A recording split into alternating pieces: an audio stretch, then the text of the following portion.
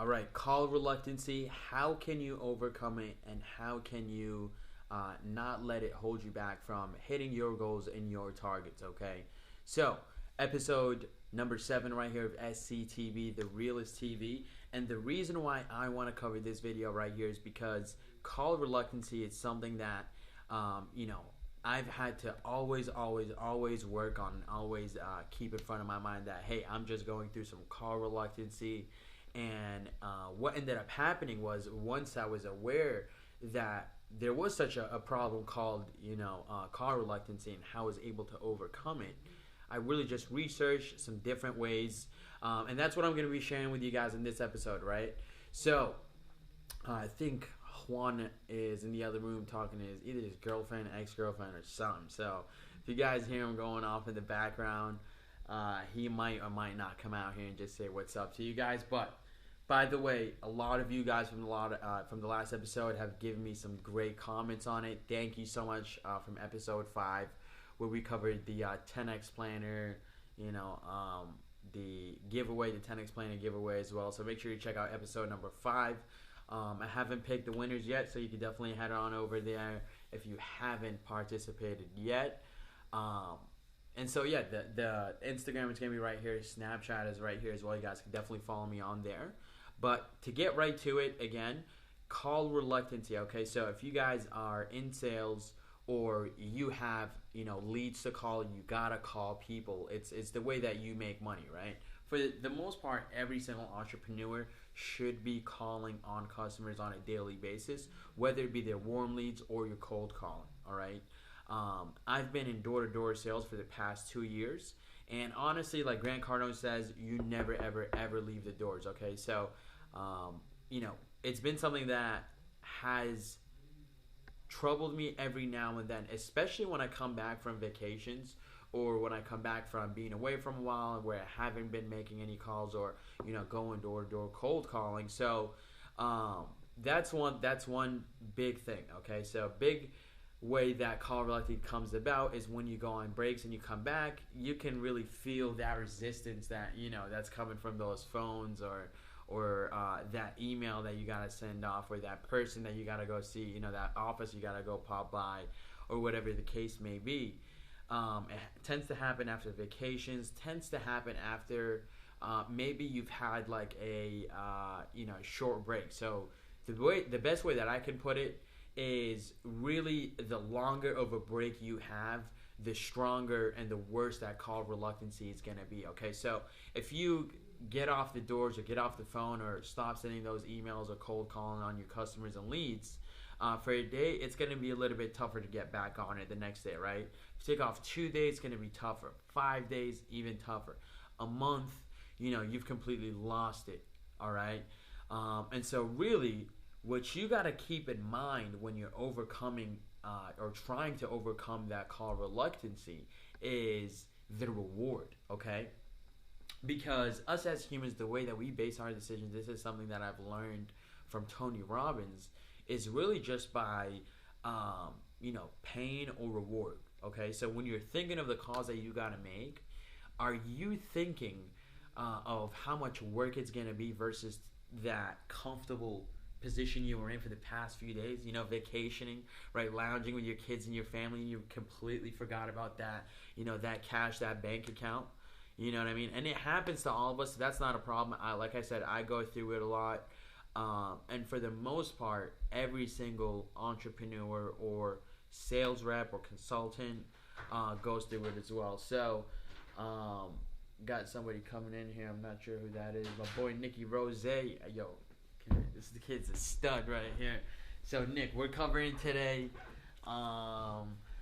We're covering call reluctancy. So, when you're away for like 2 to 3 days and you come back, or you were off the doors or off the phones or off the emails for like 2 to 3 days, and then you got to get back in it, and you just feel like this huge resistance. So really, I'm trying to give him some pointers on, because it's a problem for me as well. It's a natural thing. I think that anybody in sales, in the industry, whatever industry in sales they're in, will tell you occurs if you take like any type of extended period of time off, and then want to jump back into it, what's really gonna have to happen is you have to really write down and map out a plan of action to get yourself started back in it.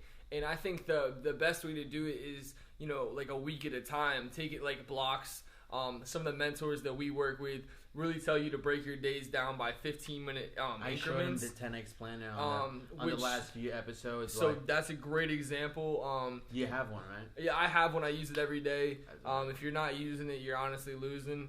So just keep on fucking continuously like always using your planners, always like setting goals and targets, and always keep on with the same targets. Like never lower your target. That's right. That's something that I always say. So before you really like had your, before you realized what call reluctancy was, right? Mm-hmm. Before you realized that it was just kind of like you thinking of, because this is personally the way I like to put it, is I think when I'm thinking of call reluctancy, I'm thinking of like pain, right? So I'm like, oh my god, man, I gotta pick up these calls on these stupid prospects, trying to convince them of something that's such a no-brainer, right? Because what we sell, or the business that me and Nick work on, is renewable energy. Okay, we run a solar company. We have a solar company business, and without getting too into it, we go door-to-door sales. So mostly referrals now, or a lot of referral business. A lot of referral business. Yeah, but of course you're still making them cold calls, still calling customers. But what would you say is like the main way? Because the way, like I said, I like to think about it is pain versus a reward, right? If I'm thinking about how much pain, I'm gonna go through while making these calls, instead of like that, that I'm thinking of the fat check. Once I think of the fat check, the bag that I'm about to secure or could potentially secure just by picking up the call and playing my luck, that's what keeps me going. What it really stems down to and boils down to is whether you're going to be an amateur or professional about the entire situation, like and how you take yourself. I like that. It really boils down to the fact that professionals will go the extra mile, and they will set that plan of action and execute, because ideas are a beautiful thing, but if you don't put them put the hard work in and actually accomplish what you set out to do, whether you write it down or not, it means not. So what we need to do is constantly be writing down things, but taking huge leaps of action. Massive, and always make big claims and follow through. That's something that like mentors that I work with as well have taught me, and it's something that I'm seeing really make my business multiply. So that's the idea, is like you don't want to like add up, you always want to multiply. Your effort should always be working smarter, not harder, and that's really what we're here to do. So I love that. This kid's brilliant though. He really is boy. Like, this is one my of my boy mentors. Nicky Rose right here. You guys, really, he was already in sales. He was doing timeshares. Okay, so really all I did was just kind of share the industry knowledge when it came to the renewable energy industry. But he already had his sales skills down, just a little bit different, right? Because you guys were in store, so people were coming into you, right? So there's two types of sales. There you go. Consultative and transactional, and that was strictly transactional. It was a one and done. Once you made the sale, you really didn't have to worry about the customer anymore. What we do is completely consultative, so we take them from different points of contact. What we need to do though is always build as much value as we can for every person that we work with, and always help their situation make sense. So let me ask you this, right? They're both consultative, right? I mean, they're both cold calls, right? Yeah, they're both cold approach. You're cold exactly. You cold approach people in the mall. Exactly. This one's different. It's at the door. Which one is tougher? I would definitely say that this one is a little bit tougher because it's a longer process. There's a lot more involved.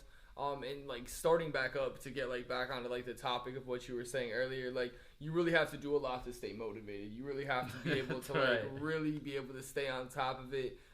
It's all about yourself, like really having that discipline, and that's what separates the amateur from the professional. I love that. Amateur versus professional. We might just have to make that the title So there you go. I mean, Nick just kind of popped in here randomly, but that's what you get here at SCTV, the realest TV. You never know who's gonna walk through that door. You know. Never know. Today we were just blessed with Nicky Rose, Nick Ross. Where can they follow you at, brother? Y'all can follow me on Facebook at Nick Ross. You guys can click the link below. And also see me as or well. It's your info below. Yeah, my info below. It's gonna be right. Follow him on Snapchat. Which one do you use the most? I use Snapchat the most. Probably. There you go. Follow my boy on Snapchat. Yeah, that's right. Nick Ross 3. He actually lives down the hallway from me, but yeah. So I'll always pop by. Maybe give you guys a blessing. There you go. All right, guys. Thank you so much for tuning in. We just covered some of the most relevant topics that you can get as of right now. Right. So thanks again for tuning in.